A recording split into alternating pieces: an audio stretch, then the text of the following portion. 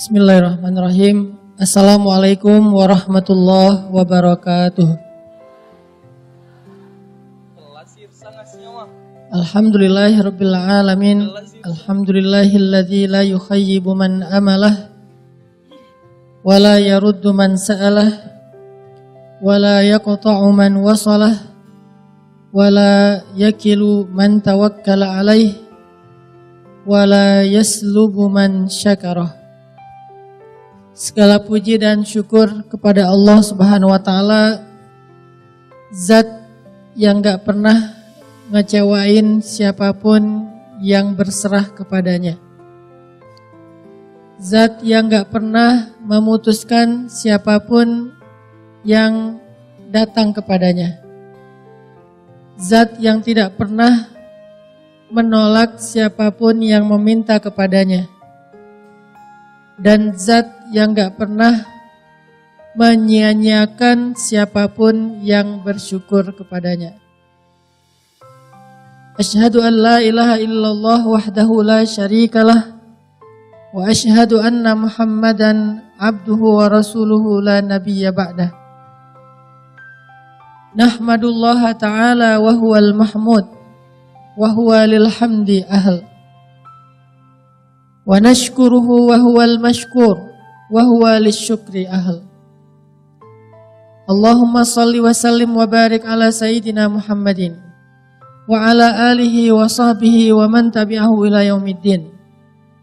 Rabbi syrah li sadri wa yassir li amri wa hlul 'uqdatan min lisani yafqahu qawli. Qala Allah Ta'ala fil Qur'anil Karim, a'udzu billahi minasy syaithanir rajim. Bismillahirrahmanirrahim. Wal 'asr innal insana lafi khusr illa alladzina amanu wa 'amilus shalihat wa tawasaw bil haqq wa tawasaw bis sabr. Shadaqallahul azim. Teman-teman semuanya, anak muda Kota Pekanbaru, kota yang bertuah karena banyaknya dan orang-orang yang soleh di sini. Mudah-mudahan sebagaimana kota ini diberkahi dengan para ulama dan orang-orang soleh, Allah Subhanahu wa Ta'ala juga menambahkan anugerah kepada kota ini, Provinsi Riau, Indonesia, dengan pemuda-pemuda yang taat kepada Allah Subhanahu wa Ta'ala. Baik ketaatannya dalam bentuk ibadah maupun ketaatannya dalam bentuk karya-karya yang memiliki manfaat kepada orang lain. Karena ketaatan dalam Islam bukan hanya dalam bentuk ritual ibadah. Sekarang ini saya ngelihat ada semacam sebuah pemahaman yang sifatnya parsial setelah fase hijrah yang sudah kita lalui di Indonesia secara fenomenal. Kita masuk ke era hijrah dalam konsep tren, sehingga hijrah ini bukan lagi menjadi eksklusivitas sebuah kelompok. Hijrah ini bukan jadi sekedar narasi-narasi di atas mimbar, tetapi hijrah 5 tahun terakhir sudah menjadi tren dan lifestyle anak muda. Lalu ketika kita masuk ke dalam fase hijrah, ada satu hal yang mungkin perlu kita upgrade. Salah satunya adalah tentang pemahaman kita setelah kita belajar Islam, setelah kita berhijrah, setelah kita rajin ikut ta'lim, bahwa sebagian besar dari umat Islam di Indonesia masih melihat Islam itu secara parsial. Arti parsial, ada bagian yang di zoom in terlalu dekat, sampai dia mengabaikan bagian-bagian yang lain. Jadi kalau kita nge-zoom in-nya terlalu dekat, akhirnya ada yang ke-crop kan gitu kan ya. Kita lagi selfie rame-rame nih, 10 orang. Pas diedit, terus di-zoom in, dideketin. Akhirnya beberapa orang ke-crop, tinggallah 1 orang. Nah inilah yang terjadi tentang Islam kita. bahwa kita melihat Islam kita tuh terlalu zoom in di satu part sampai akhirnya kita nggak sengaja nge-crop part-part yang lain tentang Islam yang komprehensif. Tentang Islam yang kalau dalam bahasa ulama syumuliyatul Islam. Betapa komprehensifnya Islam. Nah, karena kita udah melalui fase hijrah selama 5 tahun yang menjadi fenomenal, yang menjadi tren baru, bahkan berkembang dengan sendirinya seperti bola salju. Sekarang kita mencoba untuk mengupgrade kepada fase yang lebih daripada sekedar hijrah. Mulai fase kesadaran terhadap tanggung jawab kita sebagai seorang muslim. Bukan hanya kesadaran kita sebagai seorang hamba, itu udah kita lewati selama 5 tahun terakhir. Kita udah berusaha menjadi hamba yang baik di hadapan Allah. Sekarang kita mencoba untuk menjadi muslim yang baik di antara manusia. Setelah kita berusaha menjadi hamba yang baik di hadapan Allah. Sehingga yang perlu kita zoom out lagi tentang pemahaman Islam kita, apa aja yang masuk dalam kategori kebaikan dan ibadah dalam Islam. Setelah kita zoom out, ternyata ibadah dalam Islam itu bukan sekedar ritual. Bukan sekedar sholat, zakat, puasa, haji, umroh, tilawah. Walaupun semuanya baik. Tapi kalau kita hanya larut dalam ritual-ritual pribadi, dalam ritual-ritual eksklusif yang kita lakukan sendiri atau berjamaah kecil, maka Islam kita belum sempurna. Kenapa belum sempurna? La yu'minu ahadukum hatta yuhibba li akhihi ma yuhibbu li nafsihi. Man kana yu'minu billahi wal yaumil akhir falyakul khairan aw liyasmut. Man kana yu'minu billahi wal yaumil akhir falyukrim dhaifah, falyukrim jarah, dan banyak lagi teks-teks ayat dan hadis yang mengajarkan kepada kita tentang makna menjadi muslim yang lebih utuh. Ternyata menjadi muslim yang lebih utuh gak cukup sekedar menjadi orang yang secara personal dia menampilkan penampilan seorang muslim yang khas. Walaupun penampilan muslim yang khas itu lebih identiknya dengan cewek. Kalau cowok dia agak lebih umum. Penampilan saya islami gak? Gak islami Ustadz, kayak genrenya kayak reggae katanya. Karena menurut sebagian orang secara parsial memahami Islam itu hanyalah dengan penampilan tertentu ya. Saya dulu ketika masih kuliah di Mesir, awal-awal datang ke Mesir pakai sarung. Karena saya anak pondok, 6 tahun belajar di pondok. 3 tahun pondok tahfiz, 3 tahunnya pondok modern. Karena di Mesir, waktu itu masih awal-awal, masih baru, masih bawa kebiasaan di Indonesia kalau sholat ke masjid pakai sarung. Ke masjid aja tuh pakai sarung. Sholat subuh lagi. Pas beres sholat subuh, teman-teman anak Mesir nanya, Hanan kamu baru nikah katanya. Saya bingung, kok dia nanya baru nikah? Ini nyindir, nanya atau mau ngebully? Udah tahu saya jomblo sih. Baru diputusin. Curhat.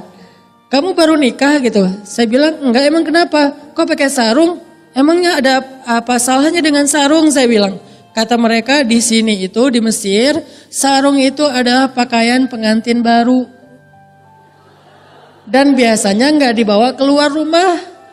Jadi kalau kamu pakai sarung keluar rumah sholat subuh, kesannya enggak sempat, buru-buru gitu ya. Saya langsung astagfirullahaladzim innalillah. Sejak itu saya kalau ke masjid di Mesir gak pakai sarung lagi. Takut disangka buru-buru. Apa pelajarannya? Ternyata itu tidak di semua tempat menjadi pakaian khasnya muslim. Di Indonesia ya secara kultural itu adalah pakaian khas pondok pesantren, Islam, tetapi di tempat yang lain itu pakaian umumnya orang, seperti di India sarungan semua, atau di Mesir, di Arab pakaian pengantin baru, di Eropa mungkin apalagi kesimpulannya yang jelas kalau untuk cowok dia lebih general, lebih umum. Nggak ada kekhasan kecuali lebih kepada menutup aurat. Dan batasan aurat cowok itu lebih gampang daripada cewek. Kenapa? Karena cewek itu terlalu berharga. Kalau cowok kurang berharga kita mah. Ya, cowok-cowok kenapa kok nggak ribet? Karena nggak bernilai. Mereka tuh tergeletak di jalan juga nggak ada yang mau. Cowok ya. Kalau cewek dari ujung rambut sampai ujung kaki semuanya bernilai. Terlalu keren cewek tuh. Terlalu istimewa. Makanya Allah mengistimewakan perempuan karena Allah melihat perempuan ini istimewa penciptaannya dari ujung rambut sampai ujung kakinya semuanya keren, semuanya bernilai, semuanya bisa bikin fitnah. Arti fitnah itu bisa bikin masalah. Makanya disuruh tutup. Ternyata Islam bukan hanya terbatas dari sisi penampilan atau masuk lagi kepada ritual, tapi kita mencoba untuk menjadi muslim kafah dalam perilaku, dalam hubungan sosial kita dengan orang lain, dalam bersosial media, semuanya harus diwarnai dengan warna Islam. Sibghatallah wa man ahsanu minallahi sibghah. Jadi warna kita, celupan, warna kita itu bukan cuma celupan warna ritual. Jadi yang disebut dengan Islam bukan hanya agama spiritual. Sehingga kesannya hanya dalam urusan spiritual kita cari dalil. Tapi dalam urusan yang lain gak pakai dalil. Dalam urusan spiritual kesannya berpahala, yang lain sia-sia. Ini terlalu parsial dalam memandang Islam. Sampai akhirnya kita menganggap Islam itu cuma ibadah. Mulailah muncul polemik dan perdebatan ketika Islam bicara tentang dagang. Muncul polemik dan perdebatan gara-gara orang bicara Islam di dalam bisnis dianggap cinta dunia. Seolah-olah kalau bicara bisnis itu cinta dunia. Seolah-olah orang Islam itu gak boleh berbisnis, gak boleh sukses, gak boleh kaya raya, gak boleh jadi konglomerat. Kenapa? Karena Islam secara parsial difahami ritual saja. Jadi yang dianggap orang taat hanyalah orang yang rajin ibadah. Sedangkan orang yang rajin mencari rezeki yang halal gak disebut orang yang taat. Kenapa? Zoom innya kedalaman. Akhirnya kita mengabaikan, mengcrop bagian-bagian lain yang gak bisa dipisahkan dari keutuhan Islam. Mulai muncul lagi polemik ketika Islam bicara politik. Kesannya kalau udah bicara politik itu berarti apa? Membuat Islam itu tercemar. Soalnya politik kotor. Padahal Nabi itu berpolitik, para sahabat berpolitik. Cuman politik yang santun, bukan mencela, bukan memfitnah, bukan menyebarkan berita bohong. Muncul polemik. Ustadz mah jangan ngomong politik. Padahal Ustadz itu ngomong Islam. Dan para ulama menuliskan banyak kitab-kitab tentang siasah Islamiyah, politik Islam. Yang lebih banyak mengangkat sisi moralnya. Sisi moralnya yang lebih banyak diangkat. Walaupun sisi sistemnya ada, tapi yang paling besar porsinya sisi moral. Moral seorang pemimpin yang amanah. Bahkan Nabi menyebutkan dari 7 golongan yang dapat naungan Allah di padang mahsyar, nomor 1 itu politikus. Sab'atun. Sab'ah kan? 7 golongan dalam bahasa Arab. Sab'atun yudhilluhumullahu fi dhillih yauma la dhilla illa dhilluh. 7 golongan yang mendapatkan naungan Allah pada hari ketika tidak ada naungan kecuali naungan Allah di padang mahsyar. Apa yang nomor 1? Siapa di antara 7 golongan ini? Imamun adil, pemimpin yang adil. Ternyata bicara tentang politik, tapi politiknya diambil angle-nya angle moral. Bukan perdebatan sistem, bukan soal kampanye, bukan soal apa misalnya berita bohong dan segala macam. Yang dilihat moralnya seorang politikus yang kemudian disebut dengan istilah pemimpin. Sehingga ketika Islam bicara politik, Islam bukan lagi ngomongin tentang perdebatan sistemnya, tapi Islam mencoba untuk memberi warna moral di dalam politik itu. Supaya moralitas Islam yang sempurna ini bisa dipraktekkan oleh pemimpin, maka muncullah keadilan di tengah-tengah masyarakat atau bangsa. Itu Islam. Sehingga kalau dia direduksi, dibuang sisi ininya, berarti kita membuang banyak hal yang sangat penting dalam Islam. Sehingga jadilah kehidupan kita itu terombang-ambing. Karena gak seimbang antara satu dengan yang lain. Ibarat burung cuman punya beberapa helai sayap tapi yang lainnya dicopotin. Akhirnya kayak pesawat baling-balingnya atau mungkin ada bagian-bagiannya yang dipreteli akhirnya nggak bisa terbang. Begitu juga dengan Islam. Makanya dalam sharing time atau kajian-kajian saya sekitar 3 bulan terakhir saya mulai mengupgrade pembahasannya. Kalau dulu kita membahas lebih kepada motivasi-motivasi nikah muda, jomblo fisabilillah. Itu ikonnya ya. Sekarang udah nggak terlalu banyak ngebully jomblo, udah taubat. Daripada didoain terus sebagai orang yang terzolimi kan ya. Jadi saya upgrade dikit membahas tentang hal-hal yang mungkin lebih luas lagi dari jangkauan pribadi. Mulai menjadi seorang muslim yang peduli kepada orang-orang yang ada di sekitar kita. Mulai mengangkat perilaku-perilaku sosial kita, termasuk perilaku kita di sosial media. Kenapa? Banyak orang mengira sosial media itu bukan bagian dari hal yang perlu dibahas di mimbar dakwah. Kenapa kok bisa dianggap sosial media nggak perlu dibahas di mimbar dakwah? Padahal orang Indonesia menurut survei, orang Indonesia itu pakai sosial media dalam sehari rata-rata 6 jam. Ini survei tahun 2018. Kalau sekarang mungkin udah nambah. Sosial media dipakai oleh orang Indonesia rata-rata sehari itu 6 jam. Ada yang lebih, ada yang kurang. Bahkan dulu kita menganggap sosial media ini identik dengan anak-anak muda. Kalau sekarang udah banyak nenek-nenek milenial. Yang mereka lebih update lambe turah daripada kita. Saya pernah sama istri lagi ngobrol gitu kan. Terus kita kayak gak sengaja jadi ngomongin trending topik tentang satu artis lah. Ini nikah sama ini loh. Kita gak akan ngebahas sesuatu yang sifatnya aib. Kalau nikah kan bukan aib kan. Si ini mau nikah sama ini. Kok bisa sih gitu kan. Segala macam lah. Kalau aib kita gak berani bahas, takut jadi memakan bangkai. Kalau pernikahan itu berita baik. Dibicarain lah saya sama istri. Kebenaran salah satu artis itu nge-follow saya. Jadilah kita ngomongin. Pas ngomongin, kata mertua saya, umurnya udah 60 tahun. Oh enggak gitu ceritanya. Hah, saya kaget. Kok mertua saya lebih update daripada saya? Emang gimana Bu? Gini ceritanya. Pembantu saya juga ngomong, gitu Pak ceritanya. Pembantu lebih update daripada saya. Artinya ini namanya pembantu milenial. Mertua milenial. Nenek-nenek milenial. Sekarang nenek-nenek punya channel YouTube. Subscribernya gede.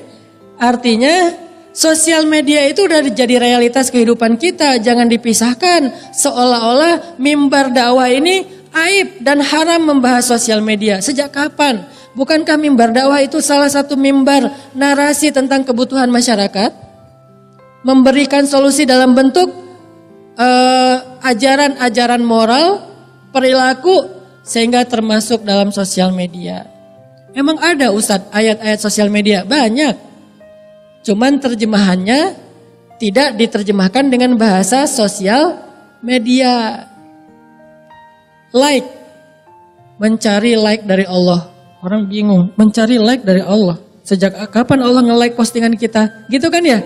Like itu kan bahasa Inggris. Artinya suka kan? Salah satu cara mencari suka atau cintanya Allah gimana? Innallaha yuhibbut tawwabin wa yuhibbul mutatahhirin. Allah suka banget, cinta banget kepada orang yang bertaubat dan yang membersihkan diri. Berarti salah satu cara kita mendapatkan like dari Allah itu istighfar. Salah satu cara kita ngedapetin like dari Allah itu taubat. Ini yang ringan-ringannya. Nanti dinaikin lagi tuh porsinya. Ditambah. Gimana? Membahas perilaku kita di sosial media. Cowok dan cewek. Salah satunya apa? Kalau kita chat, ada enggak fikih chat? Nah ini harus dibahas. Kenapa? Ini perilaku. Fikih chat syariah. Ada juga istilah kayak gitu ya. Fikih chat syariah. Bukan chat fisabilillah ya, chat syariah. Gimana chat yang syariah? Terutama cowok sama cewek, jangan banyak pakai emoticon. Itu salah satu tutorial fikih chat syariah. Jangan kirimin emoticon. Kalaupun mau pakai emoticon cuma satu. Yang lain gak boleh. Cuman ini doang yang boleh. Makasih. Udah. Kalau mau agak sopan dikit, makasih, titik, titik, titik. Jangan makasih. Itu bukan sopan, tetapi maaf, agak sedikit gitu deh. Gak tega nyebutnya. Kenapa? Karena dia menggunakan emoticon. Mungkin bukan emoticon, tapi i-nya kebanyakan. Apalagi pakai ch, makasih, yah. Bacanya juga keselak gitu kan ya. Apa ini yah teh? Mau bilang yah gitu kan ya. Kayak mendesah gitu. Gak boleh. Terus gimana dong Ustaz, udah banyak emoticon masa gak dipakai, apalagi di Line. Kan lucu-lucu tuh emoticonnya. Di Telegram kan bisa bikin sendiri tuh emoticonnya. Masa gak dikirimin? Gak apa-apa, sabar. Kumpulin aja dulu. Begitu beres akad nikah, kasih semuanya. Emoticon, kirimin yang banyak. Sehari kirim 100 emoticon mangga. Sampai dia enak dengan emoticon. Tapi sebelum halal, sebelum nikah cuman satu yang boleh. Makasih. Udah. Apakah ini bercanda Ustadz? Ya, tetapi serius. Kenapa? Dia perilaku. Yang dari situ muncullah banyak fitnah. Gara-gara emoticon ada yang kegeeran. Kegeerannya dibiarin terus lama-lama dia berharapnya lebih. Ternyata itu cuma harkos, harapan kosong. Setelah diharkosin akhirnya ini patah hati. Gara-gara patah hati dia nyari tawar. Pengen bunuh diri ya. Tawarnya ketinggian, turun lagi gak jadi kan. Nah semua itu adalah fitnah, ujian, masalah yang muncul berawal dari sebuah emoticon. Belum lagi selfie, lebih bahaya. Saya kemarin jalan-jalan ke Korea. Saya baru tahu skincare gara-gara di Korea. Dari dulu tuh disuruh pakai apa untuk ngerawat wajah segala macam, saya nggak mau. Kenapa? Cowok masa pakai gitu-gituan? Tapi pulang dari Korea bawa Laneige. Ya. Kenapa Ustaz kok bawa Laneige? Just tip. Bukan dipakai sendiri. Nah pas di Korea kan saya ketemu temen, si Chan, mungkin teman-teman tahu lah ya. Si Chan itu artis drakornya Korea, main drama Korea namanya Sassy Girl. Dia jadi kayak pemeran apanya lah gitu, mungkin figuran lah ya, bukan pemeran utama. Tapi figuran Korea juga mungkin kalau di Indonesia itu udah jadi artis ngehit banget, saking kerennya. Itu cowok, saking beningnya, saya tuh jadi nggak berani ngelihat. Pas saya keluar dari bandara disambut sama Chan, sadanan, gitu-gitu kan cowok-cowok orang Korea kan gitu-gitu kan. Untung dia nggak gini kan, kalau gini saya langsung gitu-gitu. Sadanan gitu saya, astagfirullahaladzim. Terlalu mulus, terlalu bening. Jadi kita ngelihat dia tuh kayak, aduh kayak cewek Saking gantengnya jadi kita bilangnya cantik. Itu tuh terlalu bening, terlalu mulus. Udah, jalanlah kita main seru-seruan. Udah beres malamnya sampai di sebuah daerah anak muda banget di Korea namanya Hongdae Street. Masuk ke daerah Hongdae Street kita kayak nonton street dancer tapi yang cowoknya bukan yang ceweknya. Udah gitu kita duduk sebentar. Aku bilang ke si Chan, yuk kita selfie bareng. Dari seharian kita jalan gak ada selfie-selfienya. Oh iya ya Ustadz, pakai kamera saya aja. Saya pikir kamera dia karena lebih bagus kali ya. Enggak, sama aja sih biasa kan sama-sama pakai yang produk Korea gitu. Gak usah disebut karena gak di endorse. Keluar nih kamera dia nih. Saya pikir dia mau selfie doang, ternyata entar saya nyalain lampu dulu. Saya pikir lampunya flashlight kan, enggak, lampunya tuh sekeliling kamera dipasang lampu. Jadi itu Korea gitu banget coba. Di sini tuh dipasangin lampu nih. Jadi nyalain gini. Saya bilang, Chan, kamu tuh udah bening, udah glowing kayak gini ngapain lagi pakai lampu? Gelap kata dia. Apanya yang gelap? Kamu? Oh saya. Saya pikir dia yang gelap, ternyata saya. Dasar pelecehan saya bilang. Udah ya foto aja. Saya bilang kalau itu mah gampang tinggal diedit. Nanti editnya bagian saya doang biar kelihatannya natural gitu kan. Baru posting. Intinya ternyata selfie juga harus pakai fikih. Karena Islam itu mencakup semua aspek kehidupan kita. Dari yang paling besar sampai yang detail-detail hal-hal sepele loh. Gimana yang hal yang sepele? Kata Nabi, la tahqiranna minal ma'rufi syai'a. Janganlah kalian meremehkan kebaikan apapun. Gak boleh diremehkan. Bab selfie dibahas kayak gak penting banget. Penting dalam Islam. La tahqiranna minal ma'ruf syai'a. Janganlah kalian meremehkan kebaikan apapun. Walaupun, itu bahasa Arab. Walau jadi walaupun. Walau antalqa akhaka biwajhin taliq. Walaupun sekedar bertemu dengan temanmu dalam keadaan wajahmu berseri-seri. Itu aja dibahas dalam Islam. Sehingga dalam Islam senyum itu adalah sedekah. Kenapa kok senyum diibaratkan sedekah? Karena senyum itu membahagiakan hati orang lain. Sama seperti kita ngasih harta, pinjaman, duit, segala macam. Itu kan membahagiakan hati orang. Saya pernah ngasih kadang-kadang kayak beli apa gitu ya yang murah lah. Sebutlah misalnya harganya berapa mang kalau di Bandung. Pernah beli apa tuh kemoceng. Tahu kemoceng? Sapu yang untuk di dalam mobil tuh. Saya cari. Harusnya bisa beli di beberapa tempat yang bagus gitu, yang harganya mungkin 100.000, 200.000. Tapi saya sengaja kayak nyari penjual yang keliling. Datang seorang kakek-kakek, dia kayaknya saya lihat di antara barang-barang yang dijual sama dia, ada yang dari banyak bahan plastik, ada kemoceng. Saya manggil, mang sini mang gitu, datang aja. Ini berapa kemoceng? Oh cuman berapa dia sebut? Sebutlah misalnya 27.000. Ya udah saya kasih aja 50.000, udah gak usah dibalikin. Itu tuh dia saking bahagianya sampai nangis. Saking bahagianya cuman dilebihin 23.000 sampai nangis. Buat dia 23.000 yang dilebihin itu tuh kayak bahagia banget. Kayak anugerah banget sampai dia nangis. Terus nuhunnya berkali-kali, U-nya panjang, nuhun. Terus dia kayak mendoakan semoga Bapak begini. Itu tuh luar biasa. Begitu juga dengan senyum. Ketika kita tersenyum kepada seseorang, maka membahagiakan hatinya. Sehingga Nabi mengatakan, senyummu kepada saudaramu bagimu adalah sedekah. Sampai hal yang sepele-sepele kayak gini dibahas dalam Islam. Sehingga ketika kita bicara tentang selfie, itu bukan masalah sepele. Dalam Islam itu sesuatu yang berharga. Sehingga kalau benar selfie-nya insya Allah menjadi ibadah. Kalau nggak benar menjadi fitnah. Selfie yang gimana yang fitnah Ustadz? Selfie-nya ngedit 3 kali. Pertama pakai make up, touch up dulu. Wah touch up, sekarang ada touch up model baru. Touch up-nya make up-an full, tapi hasilnya kayak gak pakai apa-apa, tapi dia bagus ya. Apa sih istilahnya? Adalah pokoknya. Lagi ngetren kan? Jadi kayak gak pakai make up. Kalau dulu kan make up-nya kan lipstiknya tebal banget, jarak sekilo kelihatan lipstik doang kan? Kalau sekarang mulai ada yang versi matte, glossy, apa. Terus ada yang terbaru, matte dan glossy di mix gitu kan. Pas belanja lipstik. Akhirnya lipstikannya di tangan, penuh dengan lipstik. Kok usah tahu, kan saya punya istri. Belanja aja. Wah, cocok gak ini? Kayaknya kurang deh, ganti lagi. Kayaknya kurang sampai 20 lipstik ada di tangan dia. Terus yang mana dong? Kayaknya bagusan yang di rumah deh. Akhirnya gak jadi beli.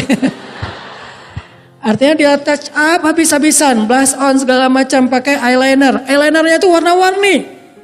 Dari mulai ujung bawah alis sampai ke bulu mata eyeliner. Sampai ditanya sama suaminya. Habis hujan deres ya? Kenapa? Soalnya ada pelangi di mata kamu. Warna-warni soalnya. Saking banyaknya eyeliner. Udah di touch up, habis-habisan, sampai bulu matanya sampai berat banget, mau buka mata tuh berat soalnya. Kamu kenapa sih kok kayak gayer gitu? Berat soalnya bulu matanya tebel. Akhirnya fotonya pakai kamera depan yang paling bening. Kamera depan, belakang kan agak-agak kurang jelas ya. Kamera depan tuh yang paling bikin happy lah udah. Udah beres, foto pakai kamera depan, sebelum diposting edit dulu pakai aplikasi gratisan.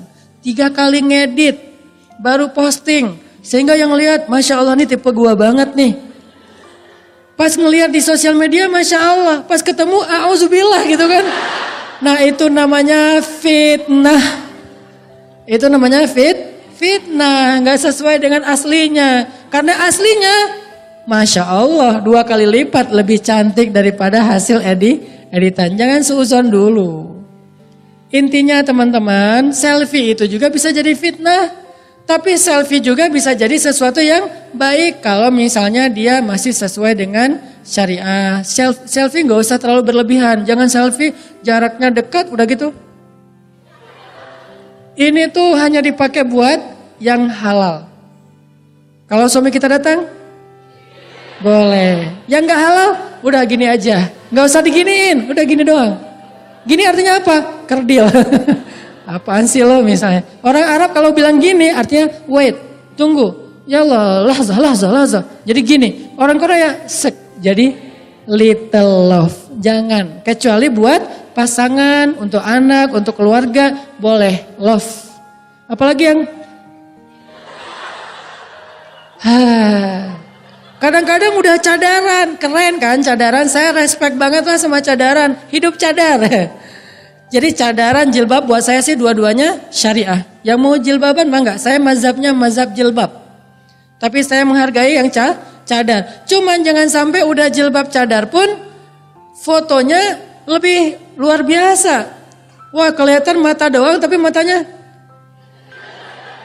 Kok kamu ngedip sebelah? Soalnya sebelah mata itu aurat Ustaz. Yang enggak aurat cuma sebelah. Oh dia ngambil mazhab. Yang aurat itu sebelah kenapa gak ditutup aja? Di Mesir itu ada cadaran tuh gini. Kenapa? Sebelah aurat, sebelah enggak. Ada yang cadaran gini. Ada yang cadaran gini. Ada yang cadaran juga buka tutup gitu kan ya. Artinya ini mazhab. Ini tergantung mazhab. Bukan itu yang mau dibahas. Perilakunya. Begitu juga nanti yang lebih ramai lagi masalah foto bareng, bumerang. Kita bumerang yuk, bumerang cewek-cewek kan. Bumerang rame-rame. Standar lah itu gaya bumerang kayak gitu ya. Diri. 1, 2, 3. Jadinya gimana? Jadinya kan gitu kan. Dan itu adalah dance. Ketika diposting yang ngelihatnya cowok itu jadi dance. Emang ada Ustadz ayat bumerang? Ada. Ayat Al-Quran bumerang ada. Ini emang Ustadz emang aneh ini. Mana ada ayat Al-Quran tentang bumerang? Ada. Baca surat An-Nur. Salah satunya Allah berfirman. Wahai perempuan-perempuan yang beriman. Janganlah kalian menghentakkan kaki kalian ketika kalian berjalan. Karena itu akan memperlihatkan lekuk tubuh kalian. Menghentakkan kaki. Karena itu jadi kayak dance. Ayat itu emang gak menyebutkan istilah bumerang. Karena Al-Quran dia harus relevan dengan setiap zaman sampai hari kiamat. Sehingga istilah yang digunakan itu adalah istilah nilai. Bukan teknis. Bukan nama yang lagi ngetren pada masa itu. Dia bisa berubah nama tetapi nilainya sama. Tentang menghentakkan kaki yang memperlihatkan lekuk tubuh. Jadi dance. Kan risih. Kita dance depan cowok-cowok diliatin like. Terus gimana dong? Kasihan itu ada aplikasi, ada bumerangnya masa gak dipakai? Boleh. Yo bumerang ya udah duduk. Dah. 1, 2, 3. Gitu kan aman ya? Nanti jadinya gimana? Jadi kayak tari saman. Gak apa-apa gini, yang penting jangan udah gini. Entah apa yang merasukimu kan? Makanya jangan sampai seperti itu. Jutaan orang tidak menyadari. Kalau ternyata itu adalah salah. Apalagi ngomong pasti telepon. Teleponnya sama yang lawan jenis. Halo, nggak usah dilembut-lembutin suaranya. Halo, nggak usah. Udah biasa aja kali ngomong mah. Halo, nggak usah. Halo, kamu kenapa? Iya aku lagi sakit. Apa? Di Al-Quran juga dikatakan kalau kalian teleponan jangan dilembut-lembutin suaranya. Emang gitu terjemahannya Ustaz? Ini terjemahan kontemporer. Ayat aslinya, wahai perempuan yang beriman, wahai istri Nabi, janganlah kalian melembut-lembutkan suara kalian ketika kalian berbicara. Karena itu akan menjadi fitnah penyakit di hati laki-laki yang punya penyakit. Ini artinya gara-gara telepon kita dia gak bisa tidur. Tadinya mau nelfon operator gitu ya. Pas angkat telepon, selamat siang. Astagfirullahaladzim, langsung tutup teleponnya. Kenapa? Fitnah. Kita juga gitu, apalagi sama teman. Jangan dilembut-lembutin kayak orang lagi bangun tidur. Halo. Gak usah, biasa aja. Ustadz suara saya emang udah lembut dari sononya. Ya udah, gak usah dikasar-kasar juga. Halo. Gak usah digituin juga sih, biasa aja. Senormal mungkin. Makanya saya tuh sering jadi fitnah. Itu siapa sih ustazah? Kalau bahasnya tentang jomblo-jomblo, ustazah. Itu tuh yang katanya sering tentang wanita booster. Oh, Ustaz Hanan itu mah brewokan, jenggotan kok dibilang ustazah. Karena suaranya dan nggak dilembut-lembutin. Kalau dilembut-lembutin bahaya. Saya pernah nama telepon. Terus yang teleponnya cowok. Assalamualaikum. Dia kayak, oh bukan assalamualaikum. Saya yang bilang assalamualaikum. Saya bilang. Dia angkat. Maaf mbak. Mbak tadi mbak tadi pesan makanan. Ya sesuai aplikasi. Ya ada tambahan lagi nggak? Enggak, udah gitu aja. Oh ya makasih ya mbak. Tunggu ya mbak. Kan bete banget kan. Wah gimana nih caranya. Pernah saya lagi kayak hilang suara. Pas muncul lagi bertahap suaranya gede. Itu saya udah happy banget, ya Allah please. Gini aja suara saya jangan dirubah lagi gitu. Jadi pas saya telepon, halo. Oh mas tadi pesan makanan. Ya. Cuma bertahan seminggu. Minggu depan balik lagi. Alhamdulillah. Emang itu mah takdir Allah lah ya. Yang jelas jangan dilembut-lembutin. Itu ada perilakunya diajarin di Al-Quran. Makanya belajar Islam itu bukan cuma belajar ibadah. Tapi belajar perilaku kita. Belajar bagaimana kita cara menampilkan akhlak dan moral kita kepada orang lain. Termasuk gimana cara kita untuk bersikap. Gimana cara kita memperlakukan orang lain. Gimana cara kita ngerespon orang lain. Termasuk di sosial media. Dibahas semua. Masalah bab dibully sesuai dengan judul kita. Apa judul kita hari ini? Joker. Apa pembahasan tentang joker? Salah satunya tentang dibully, dihina, dicela, dicuekin. Karena kenapa? Menurut joker, penjahat itu adalah orang baik yang disakiti. Itu versi dia. Kalau versi kita, orang baik yang disakiti itu gak harus jadi joker, gak harus jadi musuhnya Batman. Karena orang baik yang disakiti, kalau dia paham konsep Islam, dia akan tahu gimana ngeresponnya. Setidaknya yang paling sering dibahas itu idfa billati hiya ahsan. Balaslah keburukan dengan cara yang lebih baik. Fa idzal ladzi bainaka wa bainahu adawah ka'annahu waliyyun hamim. Tiba-tiba gara-gara balasan yang baik itu kita bisa merubah orang yang memusuhi kita menjadi sahabat yang ngebelain kita. Itu konsep Islam. Sehingga gak jadi joker malah jadi temannya Batman. Kenapa? Karena dia mengubah musuh menjadi orang baik. Nabi Sulaiman, salah satu kehebatan Nabi Sulaiman apa? Menaklukkan jin ya. Sehingga di zaman Nabi Sulaiman, jin itu tunduk sama Nabi Sulaiman. Walaupun gak beriman. Yang tunduk kepada Nabi Sulaiman, jin bukan hanya jin yang beriman. Jin yang gak beriman sekalipun. Kayak Ifrit itu gak beriman. Dia gak masuk agamanya Sulaiman. Tetapi dia tunduk kepada Sulaiman. Apa buktinya? Kalau kita baca kisah sirah Nabi Sulaiman di dalam banyak hadis, salah satunya kisah jin free diver.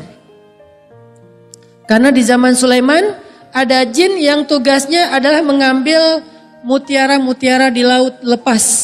Dan dia ngambil mutiara itu dengan menyelam. Dan dia nggak pakai tabung udara, artinya free dive. Ternyata free diver paling pro itu adalah jin zaman Nabi Sulaiman. Itu nyelamnya dalam banget, ngambil mutiara. Satu hari, ini kisah nyata dalam hadis, free divernya jin pergi ke dapur, ketemu sama jin chef. Jadi di zaman Nabi Sulaiman itu profesi jin banyak. Ada chef, ada free diver, ada server, ada apalagi rider, ada apa misalnya arsitek, ada orang sipil. Jadi yang ngerjain bangunan-bangunan tinggi itu jin di zaman Sulaiman. Terus manusia ongkang-ongkang kaki, santai. Pembantu di rumahnya jin, supir jin. Jadi kalau dia mau jalan, jin sini. Jalan. Kalau dia lagi rumahnya kotor, panggilin jin nih bersihin rumah gua, jin. Jin berkhidmat kepada manusia di zaman Sulaiman. Kenapa? Takut sama Nabi Sulaiman. Tapi Nabi Muhammad lebih keren lagi. Nabi Sulaiman udah keren, Nabi Muhammad lebih keren lagi. Kalau Nabi Sulaiman berhasil membuat jin tunduk, tapi kalau Nabi Muhammad berhasil membuat jin masuk Islam. Makanya ini yang kita belajar dari Rasulullah. Bukan hanya mampu menakuti orang lain. Bukan hanya mampu membuat orang lain tunduk. Bukan hanya mampu menguasai orang lain. Tapi bisa enggak menjadikan orang lain itu sebagai teman kita, sahabat kita, bahkan pembela kita. Itu tuh akhlak Nabi banget. Sehingga seorang Umar bin Khattab yang hari ketika dia pengen bunuh Nabi, dia udah ngeluarin pedangnya dan sarungnya ditinggalin di rumah. Artinya dia nggak akan balik ke rumahnya sebelum membunuh Nabi. Keluarin pedang, sarung ditaruh di rumah, dia keluar. Aina Muhammad? Dia tanya. Mana Muhammad? Kamu tahu nggak di mana Muhammad? Emang kenapa wahai Umar kamu pengen ketemu Muhammad? Saya mau buat perhitungan sama dia. Hari ini hanya akan ada satu orang yang mati di antara orang Quraisy. Kalau nggak Muhammad, berarti Umar. Kata laki-laki itu, ya Umar, sebelum kamu ngurus rumah tangga orang lain, keluarga orang lain, kabilah orang lain, yaitu Muhammad, urus dulu keluarga kamu sendiri, kabilah kamu sendiri. Apa maksud kamu, kata Umar? Adikmu Fatimah. Kenapa dengan Fatimah? Dia sudah mengikuti agamanya Muhammad. Urus dulu rumahmu sebelum kamu urus rumah orang. Balik arah Umar cari rumah Fatimah. Ketemu dengan Fatimah, ketemu dengan iparnya, ketemu dengan satu orang sahabat yaitu Khabab yang lagi ngajarin Al-Quran kepada Fatimah. Marah Umar, saking marahnya dia menampar dan memukuli keluarganya. Dipukulin tuh, digebukin tuh iparnya, dipukuli, ditampar adiknya. Lalu tiba-tiba setelah dia reda marahnya, dia ambil satu lembaran suhuf yang isinya surat Toha. Dia baca, Toha, ma anzalna alaikal qur'ana litashqa, illa tadhkiratan liman yakhsha, tanzilan min rabbikal mimman khalaqal arda was samawatil ula, dan seterusnya. Tentang pembukaan surat Toha. Ketika Umar membaca surat Toha, alhamdulillah berangsur-angsur emosi Umar itu mulai reda. Kemudian dia datang kepada Nabi, melihat wajah Nabi langsung berubah drastis dari benci menjadi cinta. Itu tuh Nabi banget. Bisa membuat orang yang benci sama kita jatuh cinta kepada kita. Itu tuh akhlak Nabi banget. Itu lebih dahsyat daripada siapapun. Makanya yang kita bahas tentang Joker itu bukan sekedar masalah film. Saya nggak nonton filmnya. Terus Joker ini tentang apa? Tentang konsep Islam dalam masalah moral. Terutama konflik antara kita dengan geng kita. Konflik antara kita dengan orang lain. Konflik antara kita di sosial media dengan haters. Gimana menanggapinya? Karena kita udah capek ribut dan debat terus di sosial media. Nggak ada baiknya untuk bangsa Indonesia. Kalau bangsa Indonesia, anak mudanya berdebat terus antara satu dengan yang lain. Tapi kita didebat duluan Ustadz, kita dicela duluan. Makanya Islam mengajarkan kita, idfa billatihi ahsan. Balas keburukan dengan kebaikan. Gak sanggup Ustadz, ada solusi kedua. Solusi keduanya apa? Falyakul khairan aw liyasmut. Kalau gak bisa ngomong yang baik, ya udah diam aja, jangan di replay. Itu pilihannya. Kalau kita baik, maka balas dengan kebaikan. Nggak sanggup, minimal jangan jadi jahat. Diam aja deh. Itu ajaran Islam. Dan itu jangan hanya dipakai dalam kehidupan kita dengan langsung dengan orangnya. Karena kita sekarang justru banyak konfliknya di sosmed. Sosmed kita itu luar biasa. Hiruk pikuknya itu rame banget. Nyaring banget. Bising banget sosmed kita. Kita punya sekian followers, mungkin setengahnya haters. Kayak kemarin, saya posting tentang ada anak yang kena kanker gara-gara makanannya tidak terjaga.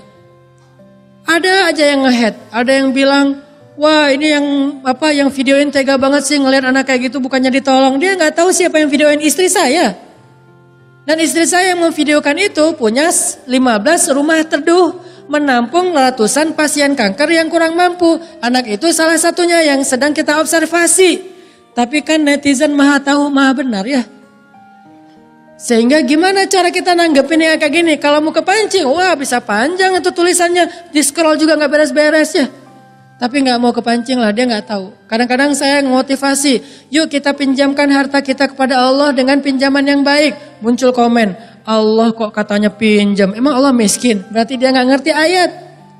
Padahal itu bahasa Al-Quran bukan bahasa saya. May yuqridullah qardan hasanan fayudha'ifahu lahu. Siapa yang meminjamkan hartanya yang baik kepada Allah, Allah balas berlipat ganda. Meminjam bahasa Allah. Kok Allah minjam sih kayak butuh aja? Ini namanya kiasan, bukan sebenarnya. Sama kayak Allah bertanya, emang Allah gak tahu kok nanya? Bukankah Allah maha tahu, kenapa nanya? Itu emang gaya bahasa Al-Quran. Kadang Allah itu menyampaikan berita dengan bertanya. Contoh, Allah bertanya kepada kita, Alam tara kaifa fa'ala rabbuka bi ashabil fil. Tahukah kalian? Tapi dikasih tahu malah. Atau Allah bertanya kepada Musa, wa ma tilka biyaminika ya Musa. Apa itu yang ada di tangan kananmu wahai Musa? Kan Allah tahu tongkat. Kenapa Allah nanya? Allah pengen ngasih tahu kepada Musa itu bukan ular ya, itu tongkat beneran. Itu udah jadi gaya bahasa Al-Quran, menyampaikan berita dengan pertanyaan. Musa bilang, hiya asaya atawakkau 'alaiha wa ahushu biha 'ala ghanami wa liya fiha ma'aribu ukhra. Ini adalah tongkat saya ya Allah. Saya pakai untuk berjalan, saya pakai untuk menggiring ternak, saya pakai untuk kebutuhan-kebutuhan yang lain. Allah bilang, Alqiha ya Musa. Coba kamu lempar wahai Musa. Fa'idha fa'alqaha fa'idha hiya hayyatun tas'a. Ketika dilempar oleh Musa, tiba-tiba tongkat itu menjadi ular. Jadi Allah lagi pengen ngasih tahu Musa, ini bukan ular ya, ini tongkat. Kamu sendiri loh yang ngomong, tongkat ini udah bersama kamu sekian tahun ya. Kamu pakai untuk ini. Untuk menegaskan itu tuh tongkat banget, bukan ular. Sehingga ketika Allah bilang meminjam, ketika Allah mengatakan berdagang dengan hambanya, itu adalah kiasan. Tapi ada aja orang yang maha tahu, maha benar, sehingga dia nge-hate speech. Dasar ya, gak sopan kalau ngomong tentang Allah. Kok Allah minjam, kok Allah begini, kok Allah begitu. Karena dia gak paham. Nah gimana sikap kita? Kalau kita gak sanggup membalas dengan yang lebih baik, faliyakul khairan, maka pilihan kedua, auliyasmut, diam aja. Dua pilihan. Mau menjadi orang yang paling bertakwa, pilih katakan yang lebih baik. Ucapkan yang lebih baik. Sikapnya lebih baik daripada sikap orang kepada dia. Ini takwa yang paling baik. Gak sanggup takwa yang paling baik, minimal takwa semampunya, diam. Itulah maksud dari ayat Allah di dua surat yang berbeda. Satu di surat Ali Imran. Allah berfirman, Ya ayyuhalladzina amanu ittaqullaha haqqa tuqatih. Bertakwalah kepada Allah dengan sebenar-benar takwa yang ideal. Kalau kita dicela, balas dengan memuji. Kalau kita dihina, balas dengan menghargai. Kalau kita dicurangi, balas dengan justru memberikan bantuan, pertolongan. Ini takwa udah ideal banget. Tapi kan gak selalu sanggup ya takwa kayak gitu kan. Kenyataannya kita emosi. Terus gimana dong Ustadz kalau kita gak bisa haqqa tuqatih, idfa' billati hi ahsan, balaslah keburukan dengan kebaikan. Gimana caranya Ustadz? Muncul lagi ayat di akhir surat At-Taghabun. Fattaqullaha mastata'tum. Bertakwalah kepada Allah dengan semampu kalian. Kalau di Ali Imran, bertakwalah kepada Allah dengan sebenar-benar takwa. Di At-Taghabun, bertakwalah kepada Allah semampu kalian. Lihat Islam, selalu ada pilihan. Jadi kalau kita nggak mampu takwa yang ideal, yaitu membalas bulian dengan kalimat yang baik, ya udah minimal takwa semampu kita. Apa itu? Diam, jangan di-replay komennya. Gak tahan Ustadz, hapus aja komennya. Sebel Ustadz, blok aja nomornya. Tapi jangan debat. Kenapa? Debat itu hanya akan membuat keramaian, kericuhan yang tidak produktif bagi umat dan bangsa. Gak apa-apa ngeblok kalau dia udah keterlaluan. Saya dulu pernah, kan beberapa kali saya juga pernah dibully walaupun masih amatiran lah ya dibandingkan Ustadz Felix kan. Masih mending lah. Tapi yang mending juga lumayan, saya baca semua tuh. Kalau lagi gak kontroversi paling komennya 200, 300. Kalau lagi kontroversi 17.000. Komen. Salah satunya yang luar biasa, ada yang bilang anjing neraka jahanam. Hah, astagfirullah. Kita dibilang anjing aja marah kan? Ini udah anjing neraka. Dan nerakanya bukan neraka biasa, jahanam. Wah, 3 kali lipat. Udah anjing, neraka, jahanam pula. Udah gak ada yang lebih buruk lah daripada itu. Itu saya baca. Terus gimana, dibalas? Enggak. Sebel banget. Sedih, marah. Manusiawi. Tapi tahan diri, jangan sampai balas. Gak sanggup juga saya bilang semoga kamu jadi orang soleh ya. Gak sanggup saya. Anjing neraka jahanam, kamu itu soleh banget. Enggak. Saya belum sanggup. Takwa saya tuh belum hakku tukoti. Makanya saya mengambil pilihan takwanya mastata'tum, yang saya mampu aja. Diam. Paling di delete komennya atau di blok akunnya, tapi gak akan di replay dengan keburukan. Dan itu banyak. Ternyata ini adalah ajaran Islam tentang perilaku sosial media. Balik lagi ke judul. Joker ini kan masalah dibully. Baru sebulan yang lalu tuh ada artis Korea bunuh diri gara-gara apa? Dibully. Gak tahan bunuh diri. Kenapa? Karena mereka gak punya iman. Kasian. Di Jepang tingkat bunuh diri tinggi banget. Saya pernah cerita sampai, karena kan alhamdulillah setiap winter saya kan ke Jepang main snowboard ya. Dan selalu ada kasus bunuh diri. Kalau di Jepang, tempat bunuh diri favorit itu adalah nabrakin diri ke MRT, kereta cepat. Sampai ada aturan, ada undang-undang di Jepang, kalau bunuh dirinya di MRT, maka yang kena denda keluarganya. Kenapa? Soalnya ngerepotin orang. Repot banget kalau udah ada kejadian MRT bunuh diri, itu repot. Semua delay, semua orang jadi gak sesuai. Kan orang Jepang disiplin ya. Kalau udah delay mereka bete banget. Belum lagi nanti masalah yang kasus ini di TKP-nya ribet dan luar biasa, macet di mana-mana. Mereka nggak terbiasa macet kayak kita karena transportasi publiknya bagus. Jadi yang kena denda keluarganya, akhirnya ganti. Nggak lagi bunuh diri di MRT biar keluarganya nggak repot. Terus bunuh dirinya online. Sampai ada bunuh diri online. Ada platform digital, aplikasi bunuh diri online. Bisa order, go bunuh diri. Di Jepang. Tahun 2017. Kasusnya rame. Pas saya datang, pas habis kejadian dan lagi viral tuh di televisi Jepang. Kita bisa mesen orang untuk bunuh diri, terus orangnya datang, kita bisa pilih menunya, bunuh diri pakai apa. Yang paling sakit itu bunuh diri dengan diputusin. Itu paling berat. Diputusin sama mantan, terus jadiannya sama sahabat. Itu.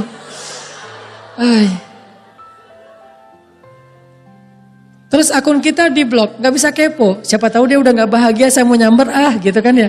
Begitu muncul desas-desus dia gak bahagia, mulai postingannya sedih-sedih. Sabar ya, laki-laki emang kayak gitu sih. Mulai caper-caperan lagi, gak ada. Ternyata dia punya bunuh diri itu bagi orang Jepang tuh udah kayak jadi pilihan yang paling sering dipakai.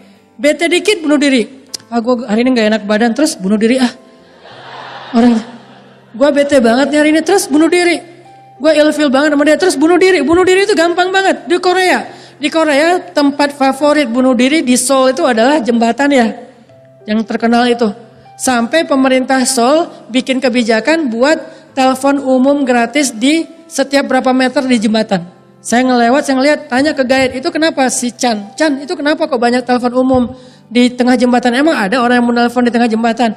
Itu untuk mengurangi kasus bunuh diri. Gimana ceritanya? Biasanya orang Korea itu kalau mau bunuh diri, salah satu yang bisa membuat niatnya diurungkan itu kalau bisa dibujuk oleh keluarga. Rata-rata masalahnya itu masalah rumah tangga, masalah cinta, masalah diabaikan. Orang Korea itu paling gak kuat ketika diabaikan oleh keluarganya, jadi dia ngerasa hidup saya udah selesai, udah bunuh diri aja. Jadi penolakan publik buat mereka itu telak banget. Sehingga muncullah kasus artis bunuh diri gara-gara penolakan publik lewat bulian. Terus disediakanlah telepon umum, biar apa? Sebelum bunuh diri dia telepon keluarganya. Dan telepon itu gratis, karena masa mau bunuh diri harus bayar ya? Udahlah mau bunuh diri, pas telepon, titit, Anda belum masukin koin. Bunuh diri aja lah. Makanya dibikin gratis, kayak telepon umum zaman dulu di Indonesia sebelum ada internet kan. Dulu kan di mana-mana ada telepon umum tuh. Saya masih ngerasain.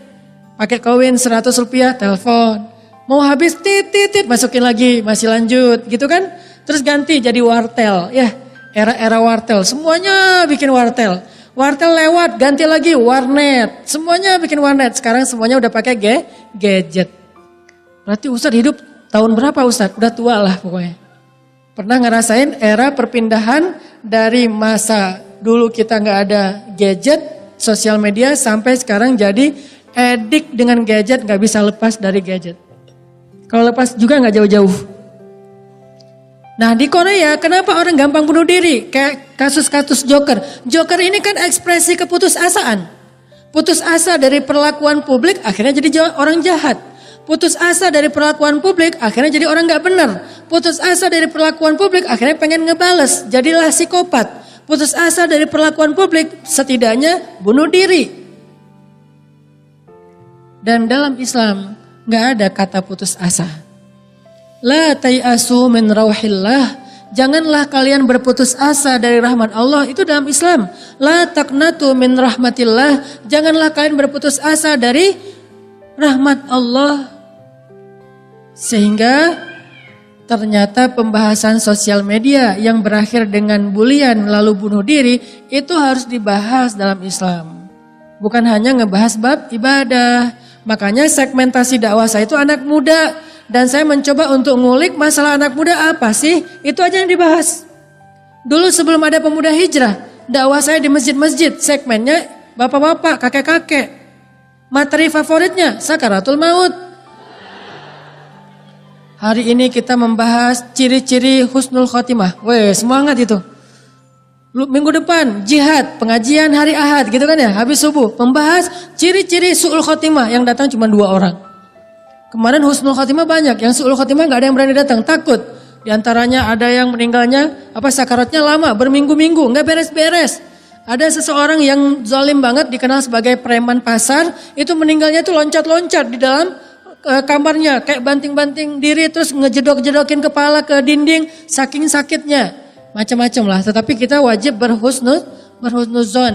Artinya setelah berubah segmentasi menjadi segmen anak muda, maka saya mencoba untuk mendalami masalah anak muda itu apa. Ternyata salah satu realitas penting dalam kehidupan anak muda adalah sosial media.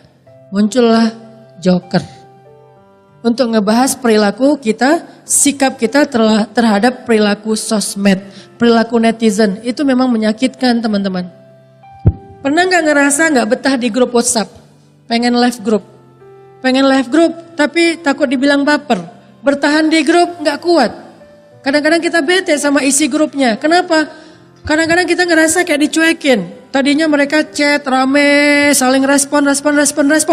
Begitu kita nimbrung, diam.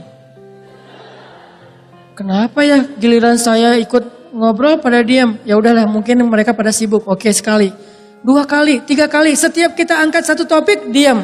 Ganti topik, rame lagi. Topik kita diamin lagi. Topik yang lain rame lagi. Wah, kayaknya mereka dengki banget sama gua nih. Soalnya cuma gua doang yang sukses. Ya, kayak mulai muncul sombong. Ya udahlah, gua nggak betah lagi nih di grup nih. Grup apa? Bisa grup geng SMA, bisa geng SMP, bisa geng SD, bisa geng TK, bisa geng satu bidan pas lahir bikin grup. Kan gampang banget bikin grup. Tapi itu semuanya adalah perilaku kita. Sabar gak kita ngadapin yang kayak gitu? Dan apa untungnya sih jadi objek bulian? Apa untungnya kalau kita sabar ketika kita dicela, dihina, dibully di sosial media, di hate speech? Apa untungnya buat kita? Untung apa rugi sih sebetulnya buat kita?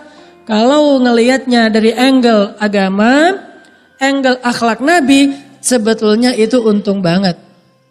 Kenapa untung banget? Dosa-dosa kita diambil sama mereka satu persatu.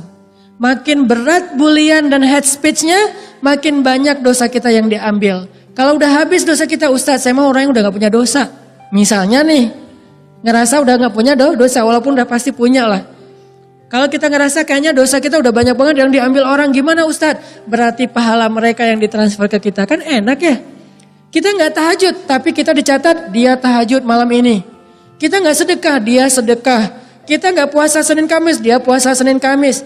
Kita gak tilawah 1 juz, dia tilawah 1 juz. Dari mana semua amal soleh itu kita dapetin? Dari orang yang rajin tahajud, tapi ngebicarain aib kita. Dari ahli sedekah tapi menggibahin kita. Dari orang yang rajin tilawah Al-Quran tapi membuka aib kita. Dari orang yang banyak berbuat amal soleh tapi masih memfitnah kita. Dari mereka kita dapat pahala itu. Sekarang berarti kalau kayak gini untung apa rugi? Untung apa rugi? Untung. Terus mana ada orang untung terus dia marah-marah. Untung nih gua nih. Gak ada kan ya? Namanya orang untung kan happy kan. Dapat untung dari dagang 1 juta, 2 juta. Gua bete banget hari ini. Kenapa? Untung dagangan gua. Ada gitu orang kayak gitu? Gak ada. Yang namanya untung pasti happy. Alhamdulillah hari ini saya dapat sekian juta untung dari dagangan saya. Kan happy. Berarti kalau kita masih bete, kita belum benar-benar yakin kalau itu sebuah keuntungan buat kita. Di sini yang perlu dilatih adalah keyakinan as-siqah. Ya percayanya kita dengan janji Allah dan Rasul. Tapi kita gak boleh emosi Ustadz, boleh. Tapi jangan larut. Apa kita gak boleh sedih Ustadz? Boleh. Tapi jangan larut dalam kesedihan. Harus cepat recovery-nya. Kenapa cepat recovery? Karena kita percaya ternyata itu gak rugi kalau kita sabar. Justru itu untung buat kita. Makanya ketika Nabi dibully dengan kalimat abtar, Muhammad itu mandul. Nabi pernah dibilang mandul. Gara-gara apa? Gara-gara putra beliau meninggal. Anak laki-laki Nabi meninggal. Sehingga orang-orang yang benci sama Nabi punya satu narasi untuk menjelek-jelekan Nabi. Yaitu kata mandul. Sehingga muncullah hashtag Muhammad mandul, viral. Kemana Nabi pergi? Muhammad mandul kata mereka. Kalau bahasa Arabnya abtar, rajulun abtar, rabujulun abtar, laki-laki mandul. Sedih Nabi dibully kayak gitu. Pergi ke pasar, orang-orang gak mau ngomong sama Nabi karena apa? Karena dianggap Nabi itu membawa sial, takut ketularan mandulnya. Terus bikin festival, bikin sayembara, stand up comedy. Di mana? Di panggungnya Mekah, panggung Mekah waktu itu. Di Mekah itu ada sosial media, cuman sosial medianya bukan aplikasi, bukan platform digital. Sosial media mereka pasar, itu sosial media zaman dulu. Jadi lambe turahnya itu ada di pasar. Di zaman Nabi, jadi sosial media kan itu media bersosial kan. Mendapatkan informasi yang lebih up to date, itu namanya sosial media. Sosial media di zaman Nabi adalah pasar, namanya pasar Ukaz. Pasar Ukaz. Nah di pasar Ukaz ini orang-orang yang benci sama Nabi bikin panggung stage kayak gini. Terus mereka bikin stand up comedy. Siapa yang bisa bikin cerita lucu dengan judul Abtar dikasih hadiah. Sehingga datanglah para komedian-komedian, penyair-penyair seluruh penjuru Hijaz ke Mekah pengen dapat hadiah dengan menampilkan performance cerita lucu yang bertemakan Abtar, laki-laki mandul. Coba segitunya. Muncullah orang yang bilang, kemarin gue lihat seberapa greget lo tentang Abtar gitu kan ya. Akhirnya dia bilang, kemarin ada cowok diusir istrinya. Kenapa? Soalnya ketahuan dia mandul. Wah, ketawa rame-rame. Siapa cowok yang dimaksud? Rasulullah SAW. Jadi hinaan, celaan, bulian kepada Nabi itu nggak biasa teman-teman, luar biasa. Kita pernah digituin, Nabi lebih daripada itu. Kita kalau digituin kadang-kadang sebagiannya emang benar, emang kita hina ya. Kalau Nabi kan emang mulia, nggak ada hinanya. Tapi dihina-hinain habis-habisan. Apa sikap Nabi? Ketika Nabi dibully, dicela, dihina, disakiti, apa sikap Nabi? Sikap Nabi adalah kalau Nabi sanggup, kadang-kadang Nabi hanya tersenyum kemudian pergi. Kalau Nabi lagi berat hatinya, kadang-kadang Nabi gak tersenyum, diam saja kemudian Nabi pergi. Sabar. Terus mentok-mentoknya Nabi ketika udah pergi, buliannya makin menjadi-jadi. Nabi mengangkat kedua tangannya, meminta kepada Allah Subhanahu Wa Taala yang baik-baik. Gak pernah Nabi ngedoain yang buruk untuk kaumnya. Ya Allah, mudah-mudahan yang membuli saya hari ini bisu semuanya. Gak ada Nabi doain kayak gitu. Seandainya Nabi doa kayak gitu, besok itu di Mekah banyak orang udah bisu. Tiba-tiba nggak bisa ngomong. Kenapa? Kena doa Nabi. Karena doa Nabi itu ngeri kan. Nabi pernah nggak doa orang dengan kecelakaan? Pernah. Yang saya tahu sekali. Siapa? Anaknya Abu Lahab. Abu Lahab ini yang celaka bukan cuma dia sendiri, istrinya, anaknya celaka sekeluarga. Ini keluarga memusuhi Nabi istiqomah banget.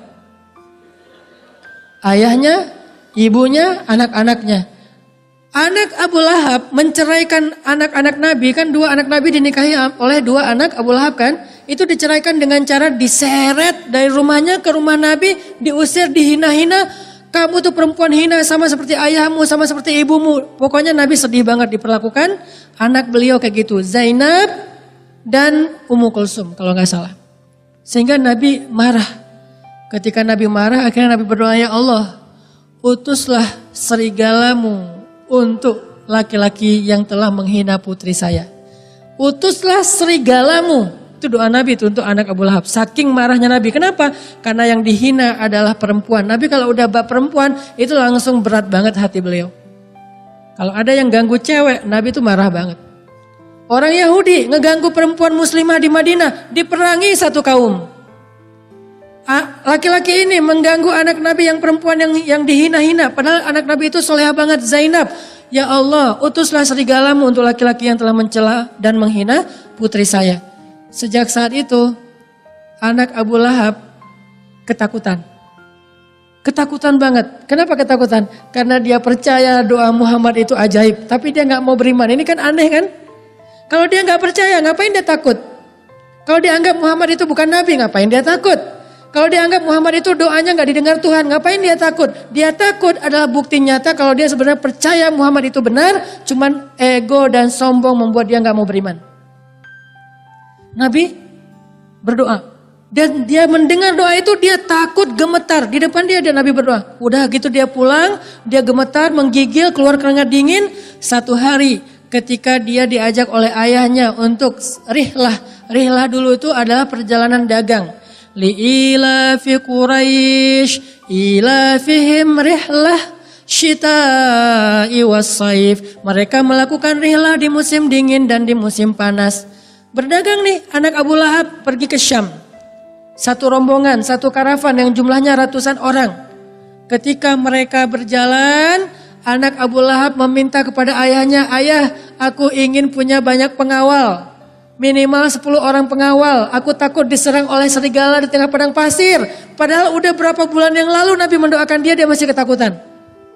Sehingga dalam perjalanan dia bisa dikawal supaya gak ada serigala. Jadi pengawalnya itu mengelilingi dia di tengah jalannya.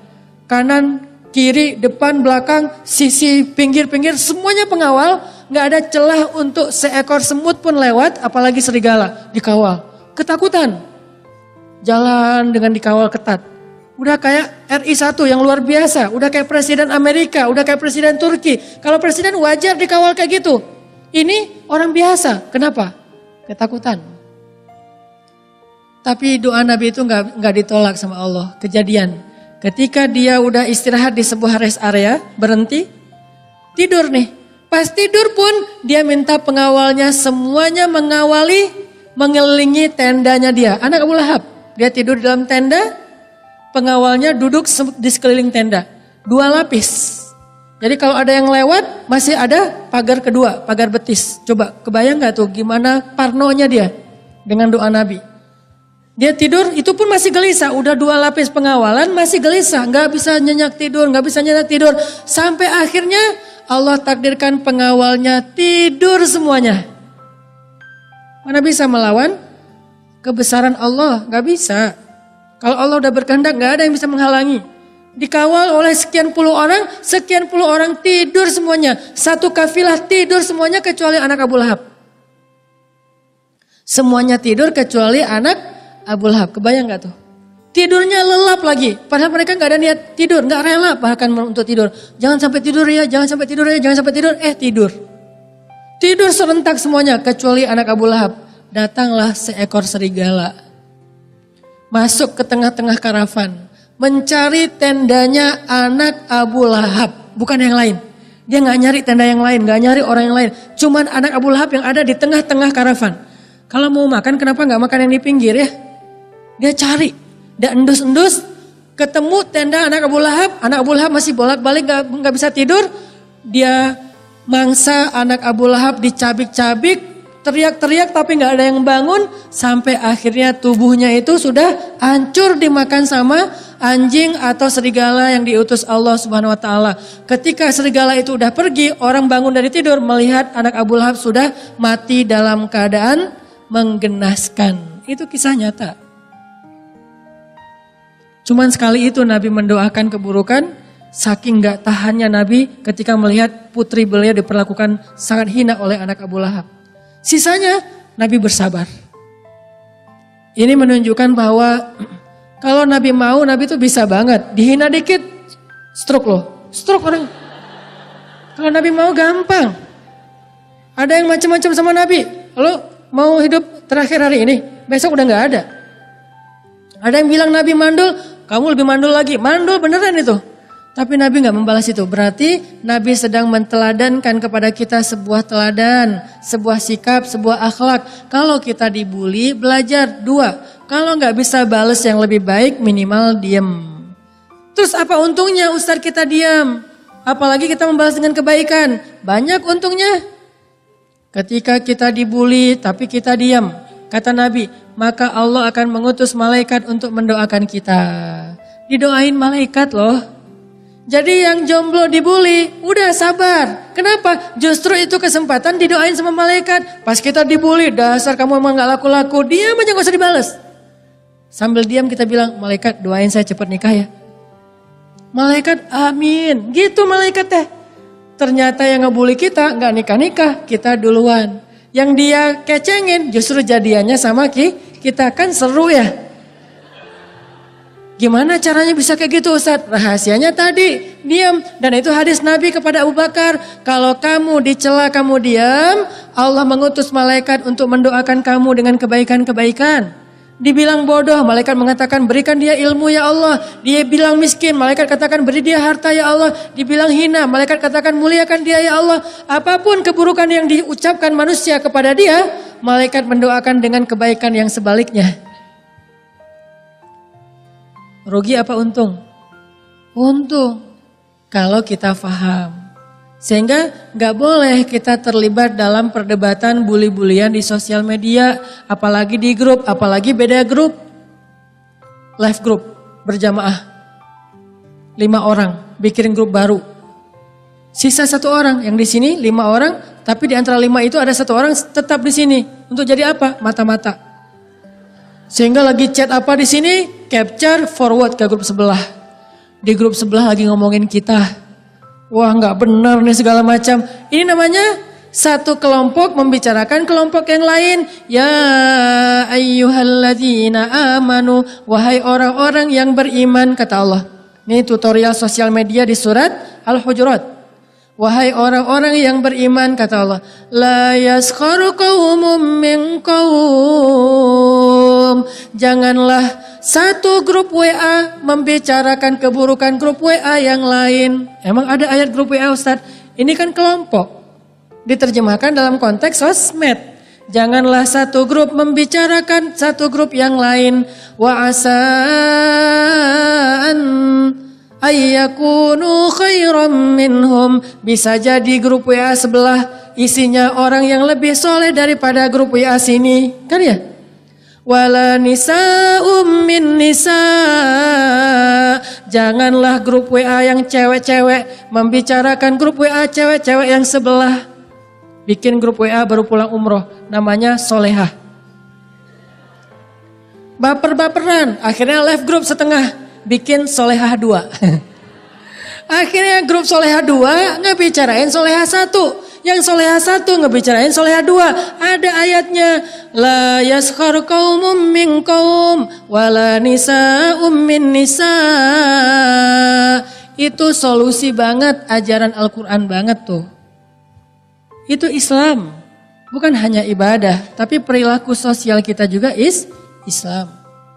Sehingga nanti dampaknya bukan hanya soal damai, gak rame-rame, gak ribut-ribut, enggak. Tetap bernilai pahala, bahkan bernilai pertolongan Allah, keajaiban dari Allah. Kalau kita sadar itu tuh jalan dapatnya perhatian Allah. Karena Allah itu perhatian banget sama yang terzolimi. Perhatian banget loh. Jadi kalau kita lagi caper-caperan sama Allah, salah satu cara caperan sama Allah, Allah attention seeker gitu kan, pencari perhatian Allah. Caranya gimana? Kalau kita lagi dizolimi dan disakiti, jadilah orang yang sabar. Pasti Allah ngebelain kita banget. Allah pasti ngebelain kita banget. Allah pasti akan berpihak sama kita banget. Sampai Allah mengatakan, ala inna nasrallahi qarib. Sabar ya wahai hambaku, sesungguhnya pertolongan aku sudah dekat. Allah tuh ngehibur kita. La tahzan innallaha ma'ana. Jangan sedih hambaku, aku bersamamu. Apalagi kalimatnya. Ma wadda'aka rabbuka wa ma qala. Allah tidak pernah ninggalin kamu, apalagi benci sama kamu. Dihibur terus-terusan. Ketika Nabi dibully, dihina, dicela, dimusuhin, diusir, Nabi sabar, Allah tuh ngebelain Nabi, ngutus Jibril. Terus udah ngutus Jibril, pertama nurunin wahyu. Yang kedua ngajak Nabi jalan-jalan, saking Allah pengen menghibur Nabi. Coba, gimana perhatiannya Allah sama Nabi. Sampai diajak jalan-jalan, mau gak gara-gara dibully terus kita bisa keliling dunia? Gimana Ustaz biar bisa umroh? Caranya sabar kalau kita lagi dibully. Nanti Allah yang akan memperjalankan kita ke umroh.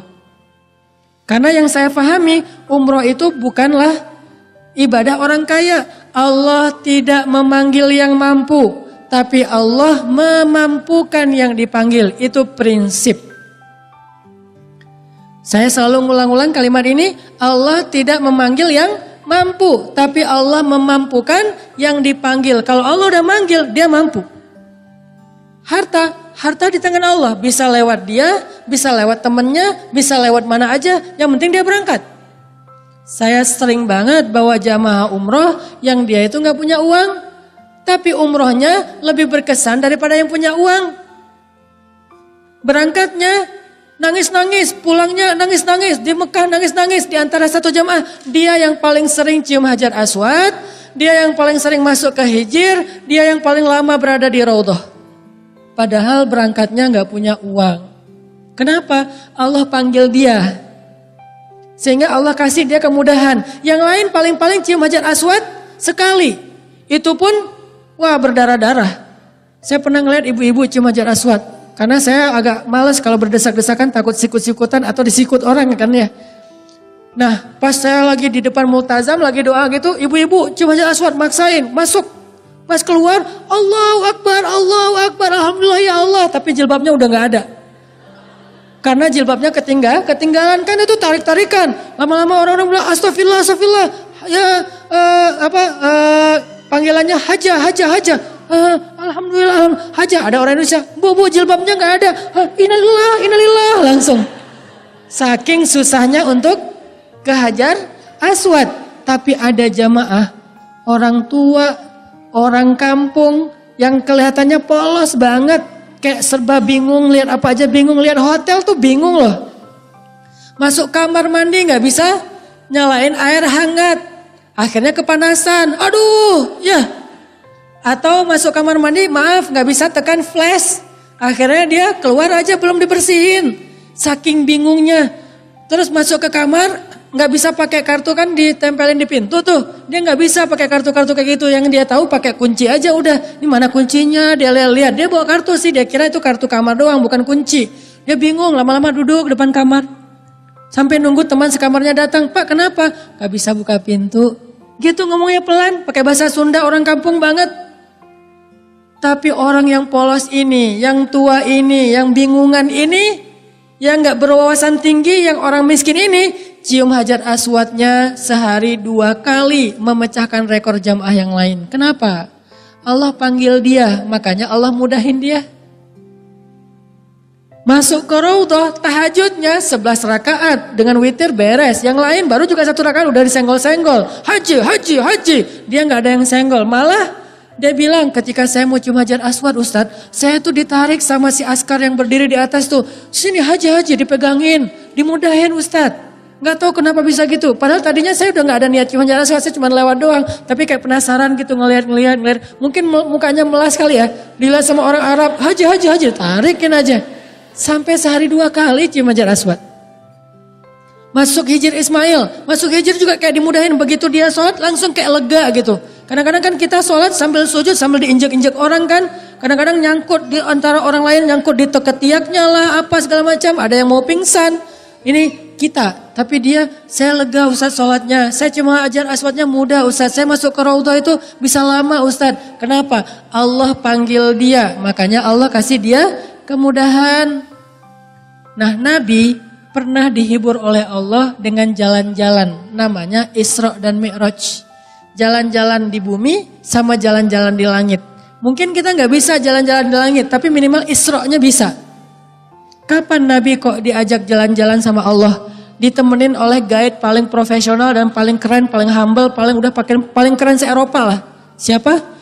Gabriel. Bahasa Inggrisnya Jibril. Ditemenin sama Gabriel coba, kan keren banget kan? Dan Gabriel itu kalau lagi turun menjelma sebagai cowok paling kece udah. Sakit, dan dia cowok kece tapi nggak bening kayak Chan ya. Kalau Chan kan terlalu bening kan sampai kita jadi menundukkan pandangan ya. Kalau Jibril tuh saking kerennya tuh kayak ganteng-ganteng malaikat. Di kita ganteng-ganteng hewan aja. Udah keren kan? Ini bukan hewan loh, malaikat. Karena Jibril menjadi laki-laki. Karena Jibril bertemu dengan Nabi dengan wujud asli cuma 2 kali. Ketika wahyu pertama sama ketika di Sidratul Muntaha. Sisanya Jibril kalau ketemu Nabi, nongkrong bareng Nabi selalu jadi laki-laki yang sempurna. Cowok keren banget. Gimana sempurnanya Jibril? Sampai bikin Umar itu gak bisa tutup mulut. Umar ngelihat Jibril gini aja. Datang Jibril, Assalamualaikum. Gaya banget kan, auranya, karismatiknya. Pokoknya ganteng-ganteng malaikat lah pokoknya. Datang, wangi tubuhnya. Bajunya rapi, gak ada lecek sedikit pun. Wajahnya tuh kayak habis wudhu, rambutnya kayak habis mandi. Klimis, nama bahasa Arabnya Al-Masih. Tahu arti Al-Masih? Al-Masih itu artinya yang rambutnya rapi. Ada 2 arti Al-Masih. Ada yang rambutnya rapi, makanya Isa Al-Masih. Yang rambutnya itu basah terus. Di depannya basah terus kayak ada ujungnya. Di ujung rambut tuh kayak ada mutiara air. Itu Isa banget. Arti kedua dari Al-Masih, yang berjalan di muka bumi. Ada 2 manusia Al-Masih, 1 Isa, 2 Dajjal. Tapi beda arti. Isa Al-Masih berjalan di muka bumi membawa kebaikan. Dajjal Al-Masih berjalan di muka bumi membawa keburukan. Tapi dua-duanya Al-Masih. Wa a'udzubika min syarri fitnatil Masih Dajjal. Jibril datang, rambutnya sepundak, ikal, rapih kayak pakai gel. Janggutnya rapih. Wajahnya, auranya luar biasa, glowing. Gak tahu pakai skincare-nya apa tuh. Kalau ada langsung tuh ya luar biasa. Skincare judulnya Jibril.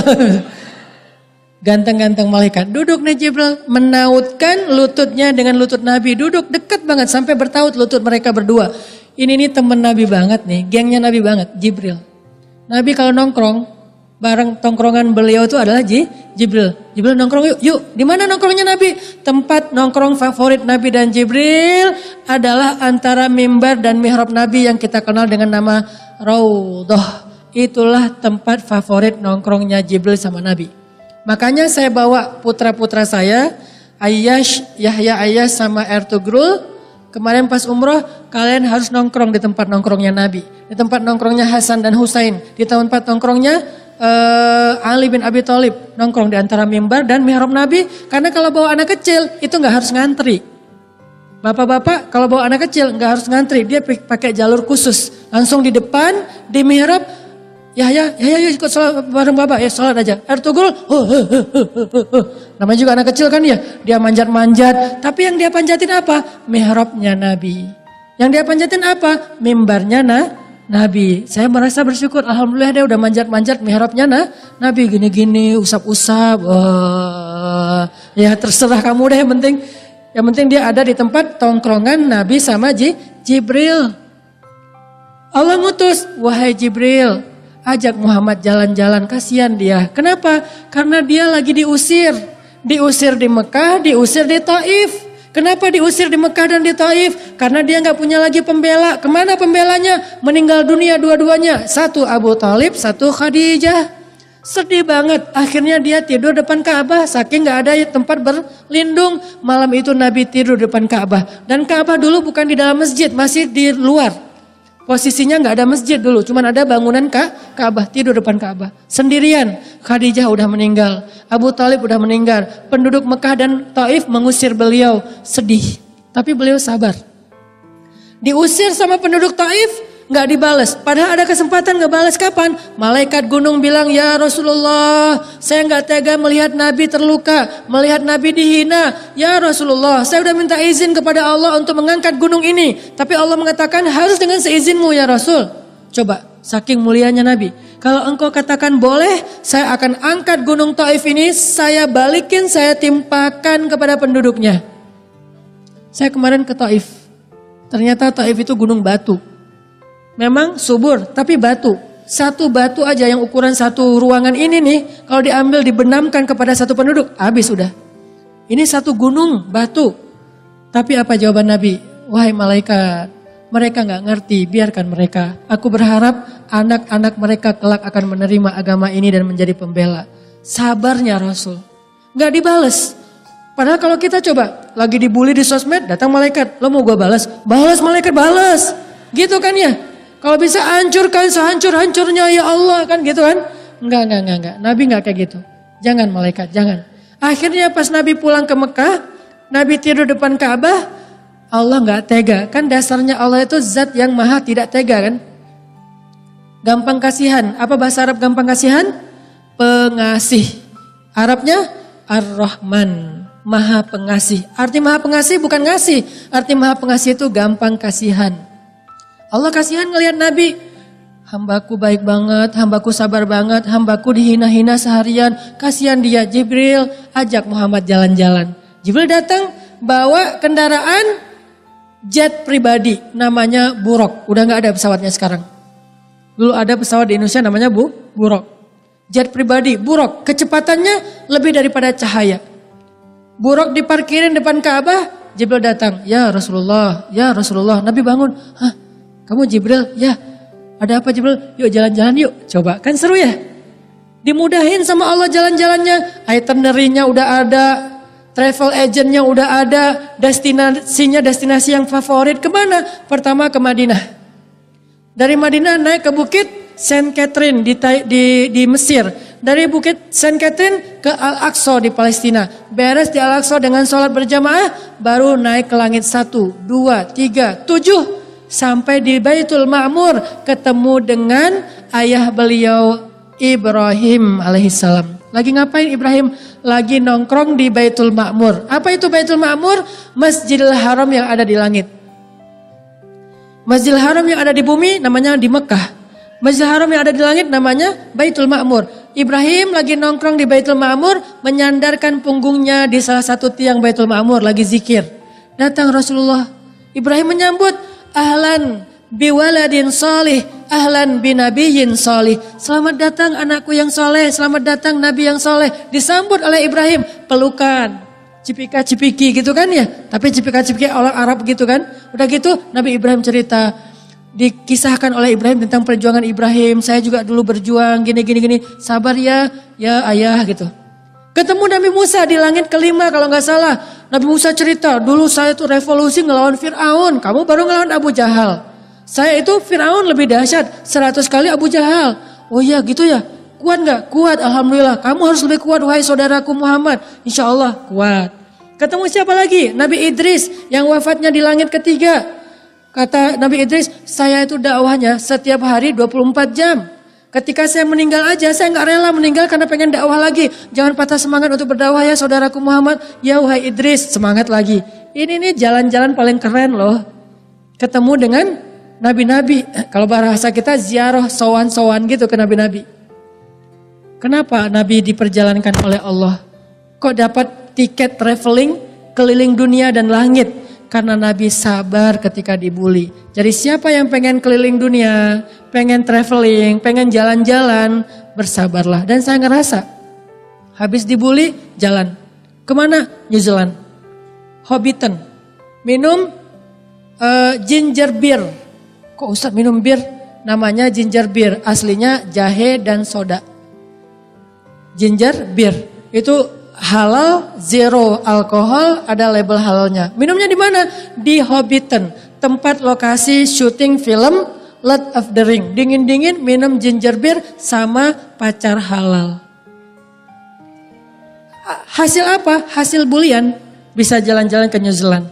Main longboard, keliling di New Zealand pakai longboard. Udah. Bully lagi, jalan-jalan ke Turki.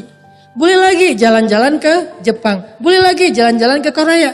Bully lagi, jalan-jalan ke Mekah. Bully lagi, terus aja gitu. Makin sering dibully, makin sering jalan-jalan. Alhamdulillah, saya percaya banget ternyata salah satu hadiah untuk orang yang sabar ketika disakiti adalah dihibur oleh Allah. Salah satu cara Allah menghibur, Allah mudahkan dia untuk berjalan-jalan melihat kebesaran Allah Subhanahu wa taala. Oke, udah azan? Teman-teman sekalian, jadi kesimpulan kita hari ini apa? Pertama, yuk kita sama-sama membuka lagi lembaran-lembaran tentang kajian Islam. Bahwa Islam itu bukan cuma ibadah, menjadi orang taat itu bukan cuma sholat, tetapi menjadi orang yang taat dan beribadah itu juga bisa lewat perilaku dan akhlak. Terutama perilaku sosial kita. Dan terutama lagi di sosial media. Yang kedua, ternyata dalam Islam, sosial media itu udah ada guidance-nya. Al-Quran itu bisa menjadi guidance kita cara bersosial media yang baik. Jadi dia bukan hanya ayat yang dibaca untuk dapat pahala, tapi dia guidance, hudal lil muttaqin, petunjuk bagi orang yang bertakwa. Yang ketiga, cobalah kita belajar dari sikap-sikap Nabi ketika beliau dihina, dicela, dibully, disakiti, difitnah.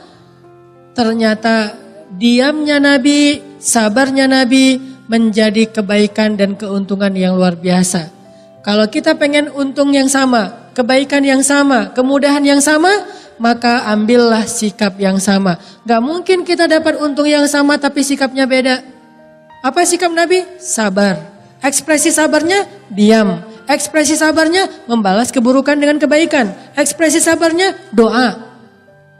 Mudah-mudahan dengan mengambil sikap yang sama dengan Nabi saat kita disakiti orang lain, kita akan dapat kebaikan yang sama dengan Nabi dalam kehidupan dan masalah kita insyaAllah. Barakallahu fikum. Allahumma inna nas'aluka ilman nafi'a wa qalban khashi'a wa rizqan wasi'an halalan tayyiba wa amalan salihan makbula. Rabbana ilaika aslamna wa bika amanna wa alaika tawakkalna wa ilaika anabna na'udzu bi'izzatika an tudillana antal hayyul ladzi la yamut wal jinnu wal insu yamutun. Rabbana hab lana min azwajina wa dzurriyyatina qurrata a'yun waj'alna lil muttaqina imama. Allahumma habbib ilainal iman wa zayyinhu fi qulubina wa karrih ilainal kufra wal fusuqa wal isyan waj'alna minar rasyidin. Rabbana atina fid dunya hasanah wa fil akhirati hasanah wa qina adzabannar. Subhanakallahumma wa bihamdika asyhadu an la ilaha illa anta astaghfiruka wa atubu ilaik. Billahi taufiq wal hidayah. Wassalamualaikum warahmatullahi wabarakatuh.